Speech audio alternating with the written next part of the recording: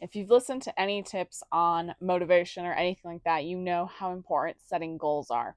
Writing is no different. To be able to be really productive with writing, you do have to set goals with it. But there are some ways to still add to your success there. And in July is a great time where a lot of writers do set goals. Right now is actually kind of a slow season of writing for me. I have the baby. I've got a few different projects I'm working on. I've got a very different type of project I'm doing. I'm doing an adult romance right now, along with my young adult stuff that I'm working on. And so writing's just been a little bit slower for me, which is okay. We all have seasons of life where things go up and down. Right now is a slow season, but that doesn't mean that I can't push myself to be the most productive I'm able to be right now, which is why I'm doing Camp NaNoWriMo this July.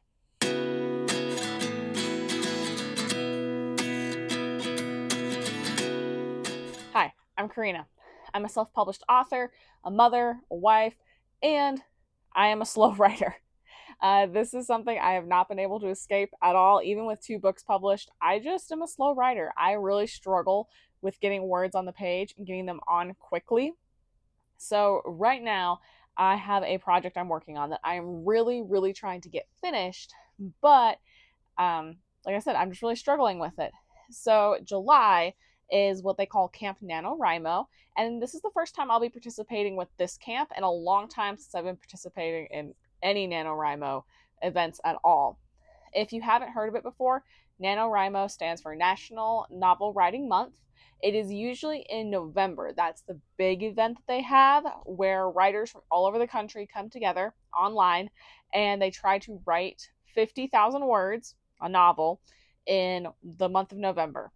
Now, throughout the year, they have 2 other smaller events in April and July called Camp NaNoWriMo, and those are a little less intense. They're not actually trying to write a whole novel, but instead, writers can set their own goals for what they want to do, whether that is writing and getting words on the page, plotting or revising or editing a work that you've got going. So it's a little bit less pressure, but still a great way to kind of come together and benefit off of the creative energy that people have as a whole right now. They have a website for it that if you want to kind of get in touch with other writers or see what other people are working on, you can go on there. I'll have a link below in the description. But just setting goals is not the only way to be productive as a writer. And if you are really looking for productive tips, you're going to find a lot that if you are a chaotic creative type, maybe won't work for you, like working at the same time every day, plotting, or really organizing. And so these are my 7 tips to help the chaotic creative type really be productive and get the most out of Camp NaNoWriMo this month. Number 1, set a specific goal. Now, this can be a big picture goal or a smaller, more narrowed down goal, but either way, I do think it's important to have a specific thing you're reaching for. Something that I think a lot of chaotic creatives try to do is set really narrow goals and try to meet those regularly. What I think works better and what works for me personally is I set the big picture goal and then I set a very vague goal for more of the daily use. So, for example, for Camp NaNoWriMo, my goal is to write 15,000 words in the month of July. And my narrower goal is I would like to work on my project every day. I don't have anything other than that for my daily goal. And I think that that really helps me with not feeling overwhelmed if I was going to try to write at the same time every day and I missed that time and now I'm feeling discouraged because I didn't reach my goal. I know that my goal was just to work on my project every single day. And so even if I got just 10 minutes to work on it, I've met my goal. I did it. I was successful. And that helps keep my motivation going for the next day. So then I can try to get more and more done on it. Number 2, have a plan. Kind of. Now, if you are a chaotic creative type, you are probably not very good at plotting. That's okay. Most of us aren't. Most of us chaotic types are a little bit more of pantsers or discovery writers. We like to just throw ourselves in and see where the story takes us. That is fantastic, and it's my favorite way to write stories, honestly. But If you really are trying to be productive, it is a good idea to have at least the bare bones of your story flushed out. So you don't have to have your whole world built, the whole story plotted, and every chapter figured out. But what I like to do personally is go through and at least put down the bullet points for the plot that I do know right now. Now, if you've plotted before, you probably know that you may not even stick to the plot that you write down. I usually don't, but what it does is it helps my brain start thinking about the story as a whole and what I know right now, how I can adjust that, how I can fit other things together, and what I need to bring in to make it work as a whole. So, even if you don't have it figured out, at least start jotting down some ideas, and that's going to help you as you progress through the story. Number 3, take time every day to work on your project. I mentioned this earlier, but I think that it's good enough to stand on its own as a tip, is don't set a specific time for yourself.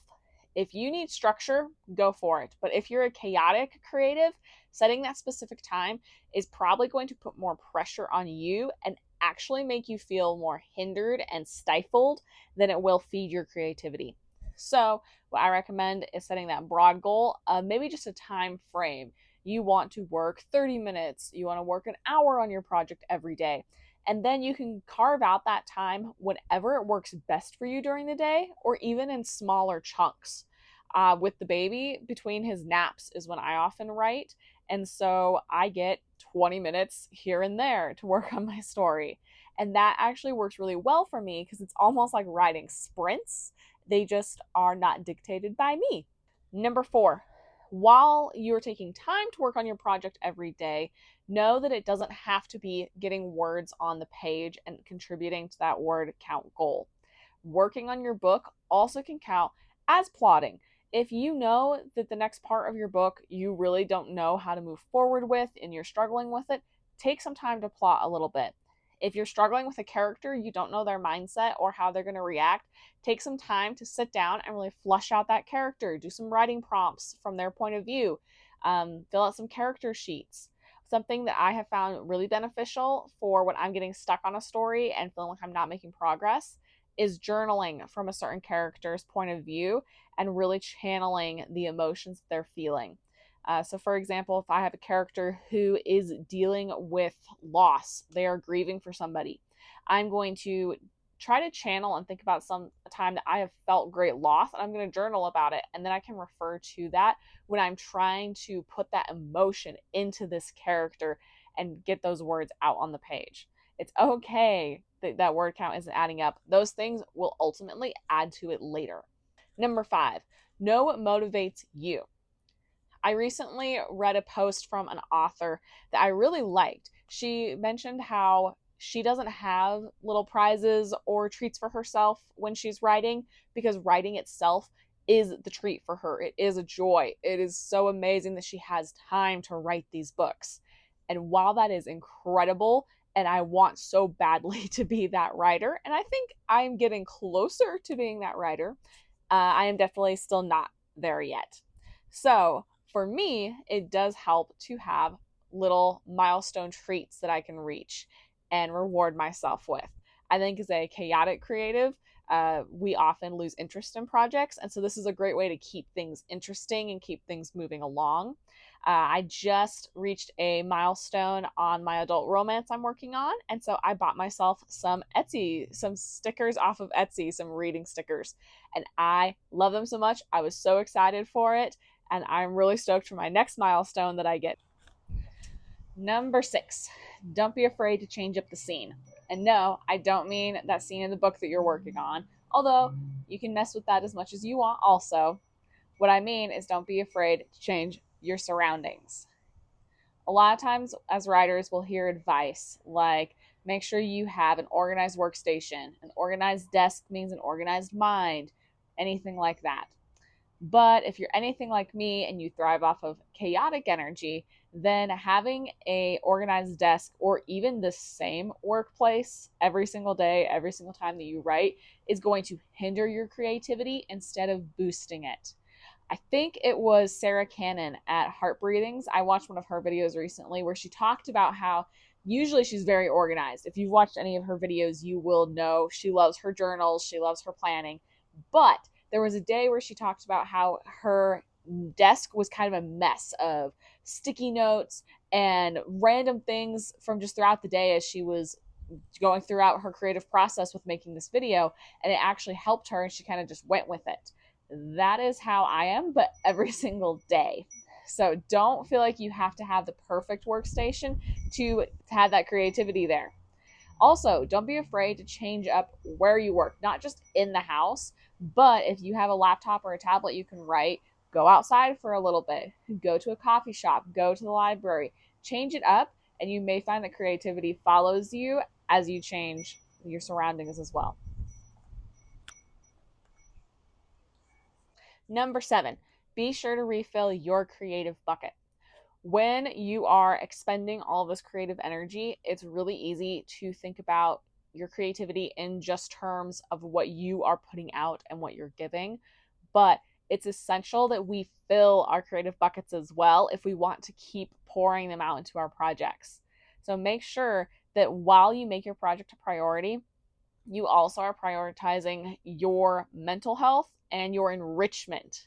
So make sure you get some sun, go for a walk, have a coffee date with a friend, cook a meal, journal some of your own, read books by other authors. Any of this stuff is going to make sure that you are filling your bucket and you have new and fresh ideas that you're able to pour into your own work, and you're going to feel more fulfilled with it. And I promise you're going to see better results as well if you're continually feeding that. I hope these tips were helpful.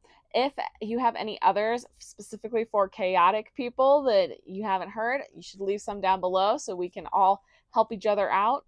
If you are wanting to participate in Camp NaNoWriMo this month, you should follow me on there. I need more writing buddies. I had to create a new profile, so I'm starting from scratch there. Also, I would love to hear about whatever projects you're working on, so be sure to let me know in the comments below. Bye. I always should have stayed.